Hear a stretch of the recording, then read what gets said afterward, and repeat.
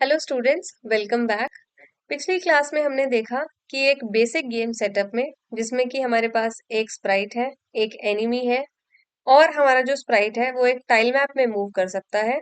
इसमें हमने एनिमी को कैसे ऑटोमेटिक मूवमेंट देनी है ताकि वो मेरे कैरेक्टर के यानी मेरे जो प्लेयर है उसके पीछे पीछे अपने आप आए। साथ में हमने देखा कि दोनों स्प्राइट्स को एनिमेट कैसे करना है ताकि ये थ्रू आउट द गेम कुछ मूवमेंट करते हुए दिखे। आज हम देखेंगे एक प्रॉब्लम जिसे हम शुरुआत से देखते आ रहे हैं कि मेरे पास एक प्लेयर है, एक एनिमी भी है। ये एनिमी मुझे कैच करने की कोशिश भी करता है, लेकिन द मोमेंट ये मेरे प्लेयर को टच करता है, कुछ होता नहीं है।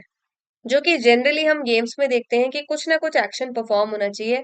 जैसे ये एनिमी जब मेरे प्लेयर को टच कर दे तो या तो मेरा प्लेयर डेड हो जाना चाहिए, या एक लाइफ कम हो जानी चाहिए, या गेम रीस्टार्ट हो जाए, एनीथिंग। तो आज हम इस फंक्शनैलिटी पे वर्क करेंगे और देखेंगे हाउ टू प्रोवाइड दिस। इसके लिए हमें जाना है स्प्राइट्स की कैटेगरी में एंड हमें एक बड़ा सा ब्लॉक सर्च करना है जो हमें एक इवेंट पे वर्क करने देता है। सो आई एम कमिंग डाउन और ओवरलैप की सब कैटेगरी में आप देखेंगे आपको ये ब्लॉक मिल जाएगा which is called on Sprite of kind player overlaps with other Sprite of kind, और इसे हम चेंज कर देंगे। सो ब्लॉक के नाम से ही हमें बहुत क्लियर है कि ये क्या कहता है कि जब हमारा जो स्प्राइट है वो ओवरलैप हो जाए, यानी किसी और स्प्राइट के टच में आ जाए या उसके ऊपर आ जाए। ओवरलैप एग्जैक्टली मीन्स कि दोनों सेम पोजीशन पे आ जाए। तब हमें क्या करना है? सो आप देख सकते हैं कि ये ब्लॉक अपने आप में एक इंडिपेंडेंट ब्लॉक है, यानी कि हमें इसे ऑन स्टार्ट में नहीं लगाना है, क्योंकि ऑन स्टार्ट में हमें सिर्फ वही ब्लॉक्स लगाने हैं जो हम चाहते हैं गेम स्टार्ट होते ही चल जाए। This is an independent block. ये अपने आप बाद में चेक होगा, क्योंकि ऑब्वियसली गेम स्टार्ट होते ही मेरा जो एनिमी है वो प्लेयर से टच नहीं हो जाएगा। तो हम नहीं चाहते कि कोई ऐसी फंक्शनैलिटी अचानक से चल जाए। तो हमें इस ब्लॉक को इंडिपेंडेंटली लगाना है, और हम देख सकते हैं कि इसके ऊपर कोई लूप भी नहीं है कि हम इसे इसके अंदर एडजस्ट करते हैं, यानी कि अगर हम ट्राई भी करें तो भी हम इसे ऑन स्टार्ट ब्लॉक के अंदर नहीं लगा सकते हैं। सो यहाँ मैं इस ब्लॉक को अलग से लगा रही हूँ, और इसमें पहले कुछ चीज पहले से ही चेंज कर लेंगे।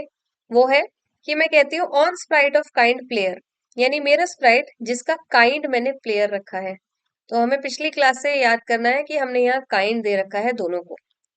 Mario of kind player, Sprite of kind enemy. Ghost जो है वो एनिमी का काइंड है और मारियो का काइंड जो है वो प्लेयर है। तो यहाँ पे मैं दोनों को ऐसे ही यूज करने वाली हूँ।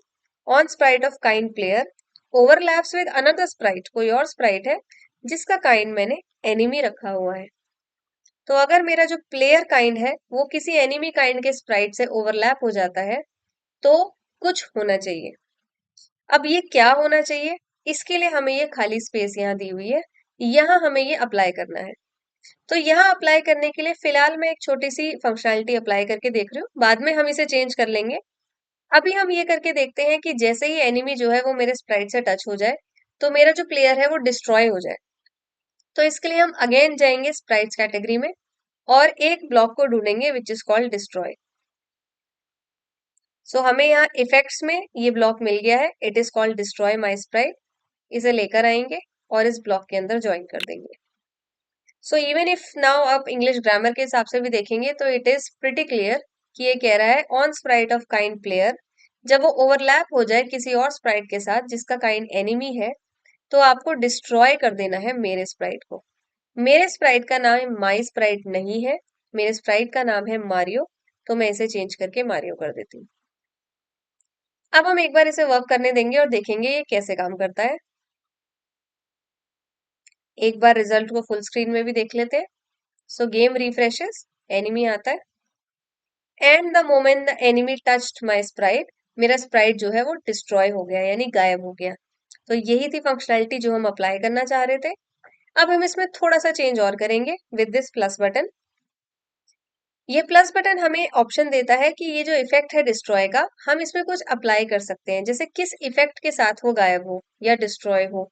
तो यहाँ से मैं कन्फेटी, हार्ट, स्माइल, ऐसा कुछ भी सिलेक्ट कर सकते हैं। जैसे मैं अभी फायर सिलेक्ट कर रही हूँ कि जब वो डिस्ट्रॉय हो जाए तो फायर इफेक्ट के साथ डिस्ट्रॉय हो।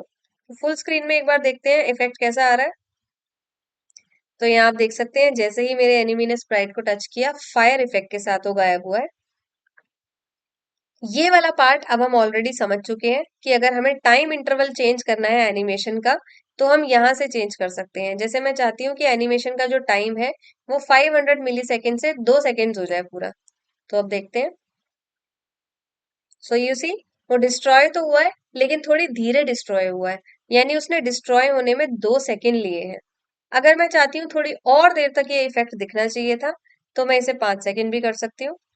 So now you will notice कि टच करने के बाद ये 5 सेकेंड लेगा फायर इफेक्ट के साथ डिस्ट्रॉय होने में। सो लाइक दिस हम जो है अपने इफेक्ट्स को टाइम इंटरवल के साथ कंट्रोल कर सकते हैं कि कितनी देर तक वो इफेक्ट दिखना चाहिए। तो ये था एक छोटा सा फंक्शन जिसे यूज करके हम एक बड़ी इंपॉर्टेंट फंक्शनैलिटी अपने गेम में अप्लाई कर सकते हैं। इसी का हम एक एग्जाम्पल और एक एक्सटेंशन हम अभी और देखते हैं कि जरूरी नहीं है कि हम इसे सिर्फ एनिमी के साथ टच करा के डिस्ट्रॉय के लिए ही यूज करें। हम इसे किसी पॉजिटिव चीज के लिए भी यूज कर सकते हैं। फॉर एग्जाम्पल, मैं अपने गेम में एक स्प्राइट और बना रही हूँ एंड मैं इसका नाम रख रही हूँ लाइफ। जैसे आपने देखा होगा गेम में कभी कभी टाइल मैप पे रैंडमली किसी किसी प्लेस पे हार्ट रखा होता है या फूड रखा होता है, और उसे टच करते ही प्लेयर को नई लाइफ मिल जाती है। तो हम ऐसा भी कुछ अप्लाई कर सकते हैं। जैसे मैं लाइफ नाम का एक स्प्राइट बना रही हूँ और मैं गैलरी से जाके कोई सुटेबल कुछ सिलेक्ट कर रही हूँ।